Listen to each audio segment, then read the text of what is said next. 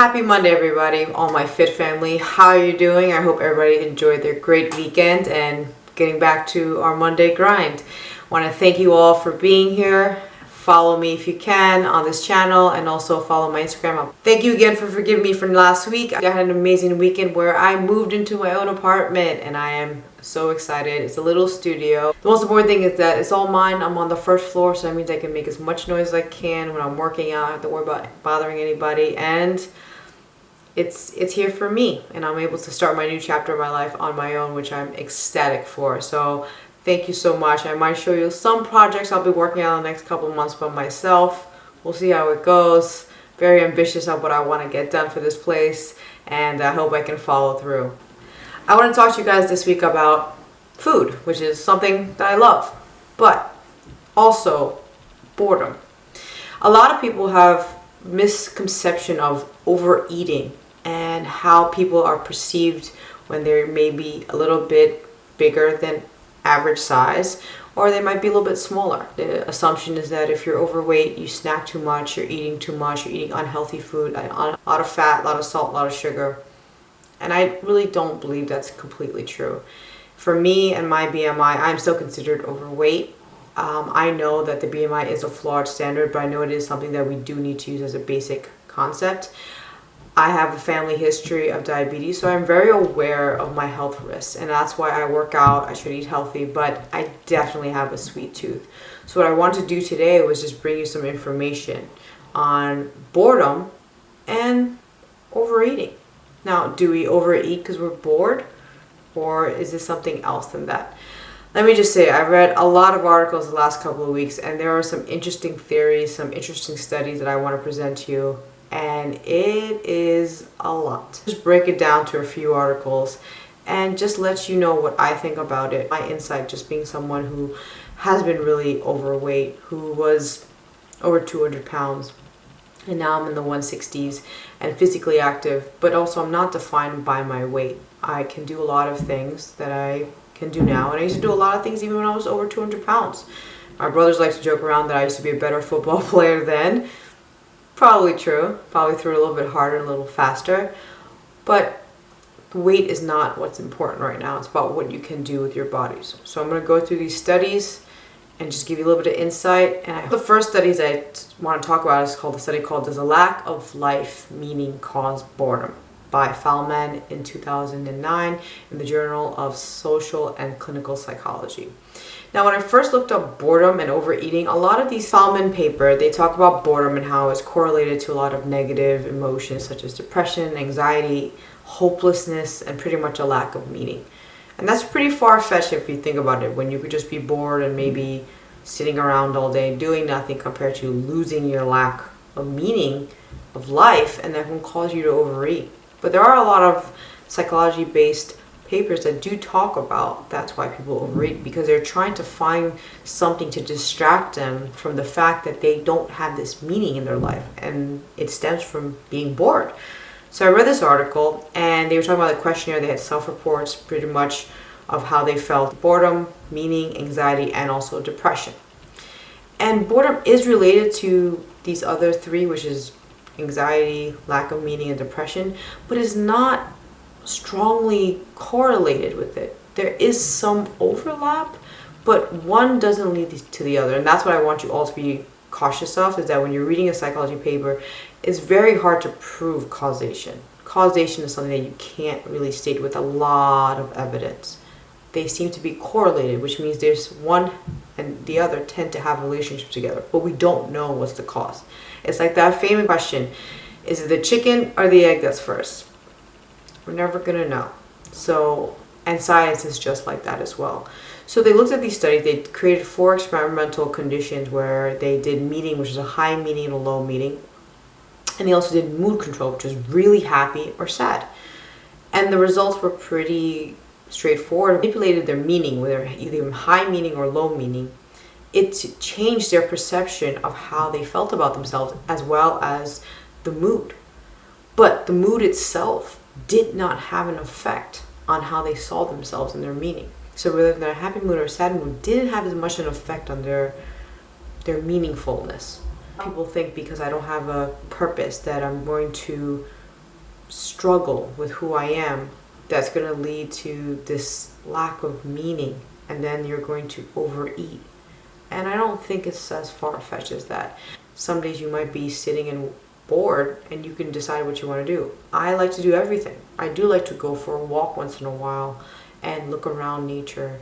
Some days I like to sit and just snack and eat while I'm watching some YouTube videos or reading my emails. I like to write, I like to do research, I like to exercise. These are all things that matter to me. But I also do them not because I'm just bored. It's because I want to do that. The article that I came upon was called Finding the Critical Cue. Article in 2009 in another psychology article. The first author's name is Andrianesi. Sorry if I butchered your name, I'll put the name right below.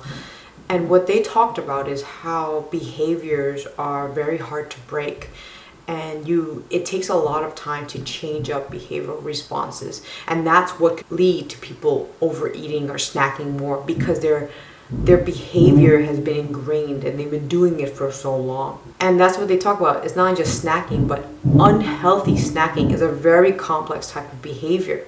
And it does seem to be directly linked to certain situational cues, such as times or places, social events. How many times have we gone out and we're going to be social with someone, and there's always food or drink around, cue that's making us want to do this. You don't want to be that friend who's kind of like me. When I go out, I'm like, no, I don't want to snack. And it's not because I don't enjoy having food. That's definitely not true. It's just that I also I eat meals when I'm hungry. I also work out. I train myself.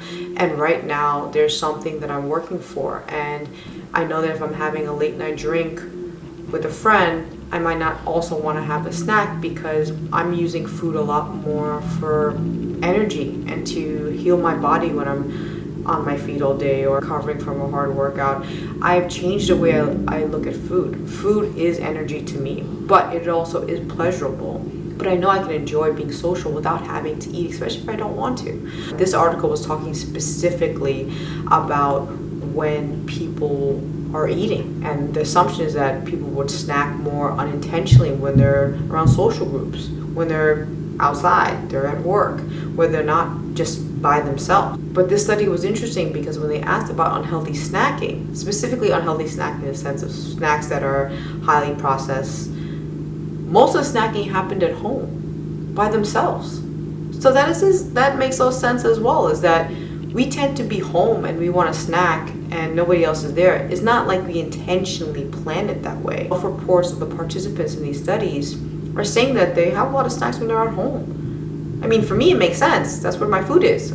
Specific cues when they were more likely to report having a snack. It's either they were hungry, they were doing it for enjoyment, they were feeling bored, or they want to be social. And you see those four lists is that boredom is still number 3.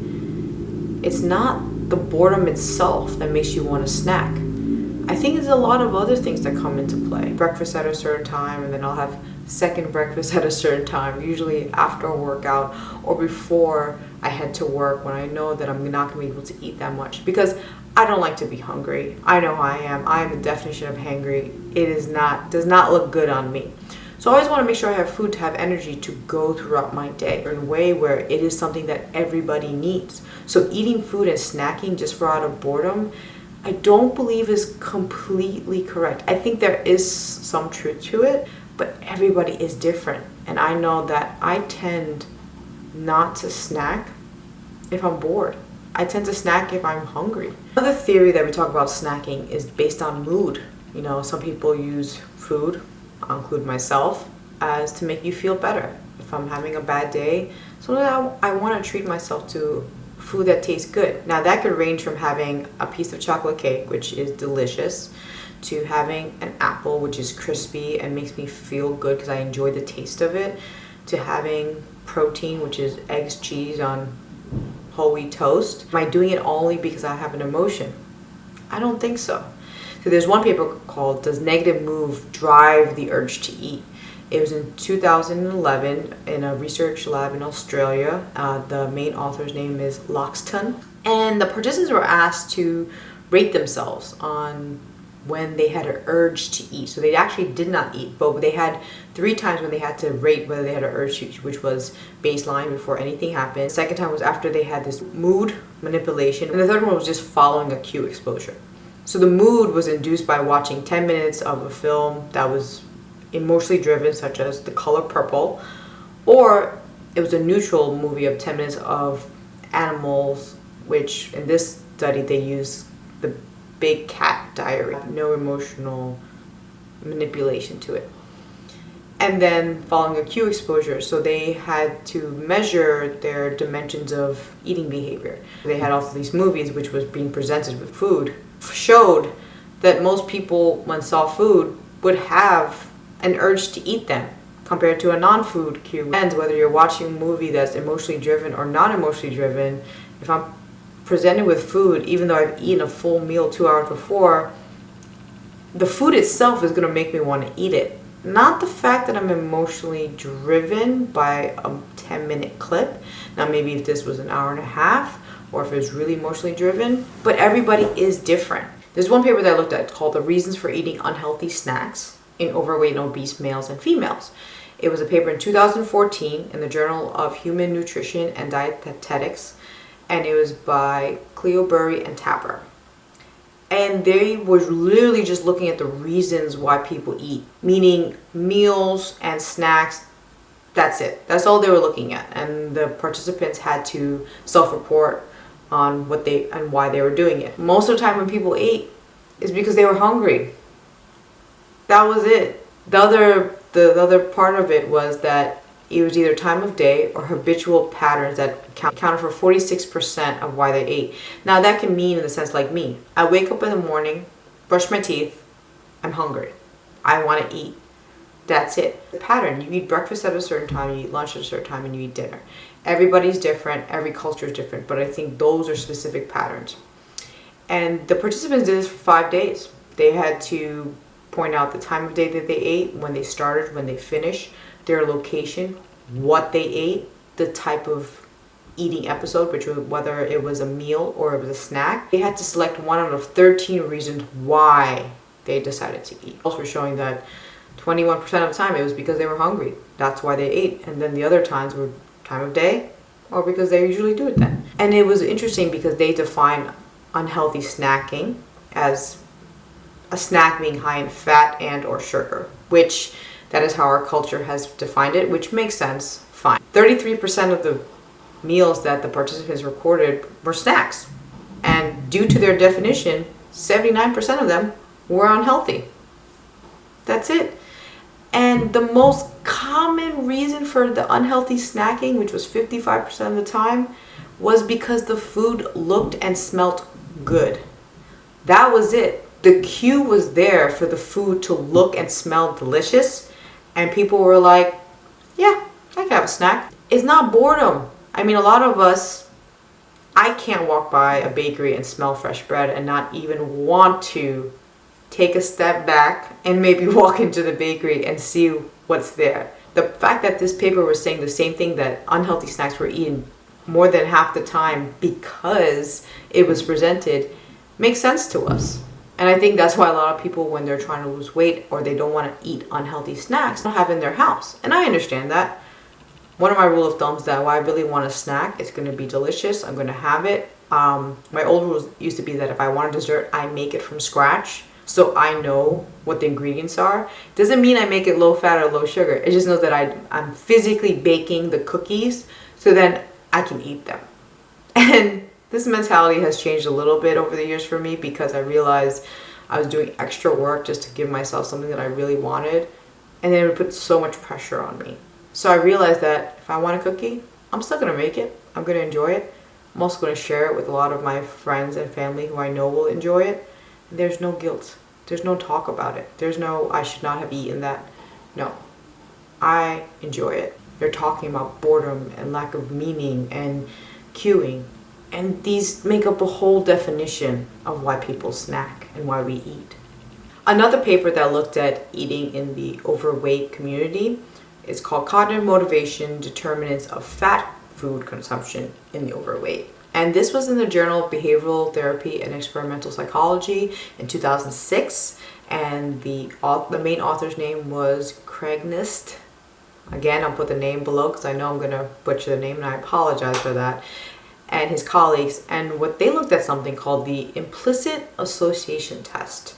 Now, this is very interesting because the paper I spoke about previously talked about pretty much your self-report when you're eating and snacking. But that is biased, obviously. People report what they eat, maybe not truthfully. I mean, we try in science to keep everything as straightforward and truthful as possible, but I think it would be easier for to say that you had some ice cream rather than the whole container of ice cream. And then the question is, well, was it a pint or was it a quart? But that's the thing too, is that we do have these biases. So what this paper was looking at, like I said, was called the Implicit Association test, which is supposed to take out all that type of bias. What it does is pretty much a computer administered reaction time task that examines your strength of association between concepts. So if you say something like flower versus bug, a flower is most likely going to get a positive reaction and a faster time than a slug, which is bad, or insects. Now that's a general thing, but most people like flowers. Most people think of flowers as something that's positive. And this is what the study used, is this implicit association test between people who were normal weight and people who were overweight, according to their BMIs, controlling for age, controlling for gender. So what they wanted to look at besides their self-reports was this implicit association test. And they did two types of arousals, a positive arousal and then a negative arousal. And then this was comparing between fat and lean foods. And within each one, they were asking between it was a positive high or low or a negative high or low, meaning the emotions of it. Like a positive high would be something that's excited, and a positive low would be something that's calm. It's more neutral. It's still positive, but it's not as invigorating as the word excited. And then the same thing was done for the negative arousal, which was negative high, which is being something very nervous, which gives us a lot of anxiety, or something negative that low would be something as lazy. It's like, yeah, it's a negative thing, but they're lethargic and they're kind of no energy. So the results were that these kids were just testing reaction times between positive and negative high-fat foods or healthy foods such as fruit or vegetables compared to a high-fat food, which would be like a cookie or a cake. And they were just doing a reaction times of having association. And what they found was that the overweight kids, as well as the normal weight kids, had the same implicit association effect, which was that fat food is associated with high arousal on average, both for the positive and the negative emotions. So that means regardless of what you weigh, your arousal time is going to be high with the high fat foods rather than the healthier foods. Now, is this society based? I don't know. This paper really showed that regardless of weight, regardless of what your appetite is, high fat foods does give this reaction, and you respond to it. It's a computerized thing, so the only thing they're doing is clicking when they see something that's either positive or negative, and they're responding, and the food is doing that. So that's what's interesting, that even though both the overweight and normal weight participants respond the same, the arousal of fat food does not also implicate that you're going to consume these foods that are high in fat. It means you respond to them. Actually eating them is another step that is very different from being bored. You can see a food, and this is something I'm also guilty with. I walk with friends and we walk by bakeries, and I'm literally like salivating at the mouth looking at a cupcake or a cookie. But it doesn't mean I'm going to buy it. Like I said, it's not that I'm denying myself of something. It's just that it's nice to look, but it also depends on what my mind state is at the time. My brother was watching me eat a meal, and he was telling me how I was so focused on my meal. And like I said, someone who was over 60 pounds overweight and had to deal with her own food and self-image, is that I realize food is delicious and I'm going to enjoy it. And I want to savor every moment of it because it does help my body heal. And I think that's what I'm looking at food, is that food is multi-dimensional. It is delicious. It makes you feel good. It gives you energy so that you can work out and play with your nieces and nephews. It also heals your body from any post-surgeries you've had, like I've had knee surgery. And it also keeps you alive and going. Food has all these dimensions. So just for something to be delicious or something that is healthy and I should be eating it is not something I kind of use anymore. I eat something when I want it, and I know why I'm eating it. About this 2006 study is that it tells you exactly the same thing. Regardless of weight, fat food makes people respond faster. There is this association with high arousal. That's just how we see food. Another study that I want to talk about is called The Power of Habits and Unhealthy Snacking. And this was a paper from the Netherlands in 2012. The author's last name is Verhoeven, and I'm sorry again. And this paper looked at habit strength and the power of food. So the habit strength is pretty much the most common predictor of unhealthy snacking behavior. You have a habit. You come home after work, you're tired, went to the fridge, you reach for a beer, you reach for a snack. It's a habit. That's pretty much what they're saying. But the other side of it is called the power of food, which involves this allure of unhealthy but highly palatable food rather than food in general. So it's not that you just like food, a little bit unhealthy and a little bit, on that scale of having high fat and high sugar. So it's not just the habit, but it's also what kind of food you're drawn to. And the participants here did a snack diary just on snacks, and they also did questionnaires on their demographics, gender, socioeconomic status, etc., etc. And it was interesting that they were saying that the power of food merely taps into a precondition for consuming unhealthy foods, and that you tend to be more sensitive to food cues, while your habits address whether you actually follow up on eating that food. So you see something that looks delicious to you, whatever it might be. I know if it's one of my brothers, if they see ribs or brisket they've cooked all day, they're drawn. They can see that the food looks delicious. But your habit of knowing, like, you know what, we're going to eat in a couple of hours, I don't need to snack, I can wait for it. Or is it, I need to have the food right now? That is what that paper was talking about. And that makes sense. I don't think that people think about their habits like that. I don't think people are sitting there like, I know I'm going to go home and I'm going to do this. That takes a lot of introspection that not a lot of us want to admit that we have. I'll admit it. I do tend to think a lot. I tend to overthink, which is what I'm known to do. And sometimes I do overthink myself out of eating something that is maybe higher in fat because I don't want to get fat. And that took many years for me to break. I'm still dealing with it some days rather than others. Food is something that we need to survive off. You need to eat. You need to drink water to survive.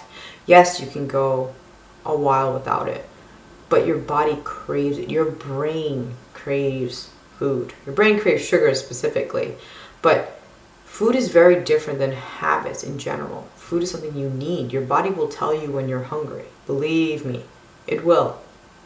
In ways that you don't want it to tell you. Getting dehydrated, having headaches, feeling dizzy, always thinking about food, being very food focused. Only thinking about food is also a sign that you're depriving yourself. And that'll, like I said, that'll be something we talk about in another video. But the power of food and habits, they're a relationship that still needs to be studied. So this paper was starting to go into of like, well, what is stronger? Is it the power of food or the habit? They are related to each other, but we don't know which one is stronger. Because like I said, these were self-reports. So if you were to do another experiment where you actually put the food in front during a certain time, knowing these people individually and controlling for other things, that would be a great study. These studies are very hard to do because everybody is different. A lot of these studies also, when it comes to food, whether they're asking about if you're going to eat something, they tell the participants to eat their normal meal and then come 2 hours later, because by that time you've eaten, so you're not starving, but you're also getting ready to eat probably in another couple of hours. So it's a good in between. And this paper talks about habit strength and the power of food, and it was just very interesting to see. After reading all these articles, what is my conclusion? We need a lot more research, one. But two, everybody is different. Boredom, hunger, snacking. And I think that's what's really unfortunate, that our society still pushes people to be thin. That if you're overweight, there are these biases that you're lazier, you have less friends, you're less sociable, you're less intelligent. And I don't like these biases. It takes a lot of us to try to break through. And this is why I created this YouTube channel, is to really try to break through. I'm a person, according to my BMI, I'm overweight. And I've learned to accept that. Now, does that mean I want to drop weight just so that I can be considered normal? No. I am in my body. I'm still doing things. I'm not waiting to be thinner. I'm not waiting to lose more weight. I'm living my life now and I'm moving forward. Articles and research papers were showing me that unfortunately that is still the trend. This trend is still to be thinner, so therefore snacking unhealthy is bad for you. And that's what is hard, is that no matter what we do, there are all these labels on unhealthy snacking. People will unanimously say that something like Nutella is unhealthy because it's high sugar, high fat, there's no nutritional value. Your insulin will spike when you have a lot of sugar. That's great. But if you're having Nutella crepes with your best friends on your birthday and you are enjoying time with them, that food is not just a measure of your insulin levels. It means something. It means more to that interaction. And it also means if you're having it by yourself and you want to eat it by yourself in your apartment and enjoy it. And I think that's what I'm learning a lot about research in food and mental health, is that there are a lot of labels. And for us to do research, we do have to use some of these labels. But a part of me wants to show more of what you can do. Like I said, obviously I know growing up that eating cookies were bad for me because it would make me fat. That is what I learned. But I like baking cookies. I like enjoying it. I like to give it to people and see their reaction. Reading a lot of these papers, it made me think a lot about my past, about, was I eating just out of boredom? Was I an emotional eater? Was I eating just because I didn't know when my next meal was going to come? Was I eating because I was hungry? All of these are true. And I think as long as you're aware of where you are with how you treat yourself with food specifically and your mental health, then you need to do what's best for you. If you feel like you're too food focused, then maybe you should speak to a nutritionist and talk about when you eat, why you eat. Because that's the thing, food has all these components. I enjoy it every day. I need it to survive. I want to thank you all for sticking with me during this time, going through some of these articles. I really did enjoy reading them for you and learning about it. And I want to present more of this type of research, mental health, and fitness videos for you to learn. Because you are very much an important individual in this world. And you are going to change the world in your own way. And if I can provide a little bit of information for you so that you can feel good and learn more about yourself, then I've done my job. Also, be kind, be good to yourself, love yourself and others, and I'll see you real soon. Thank you so much.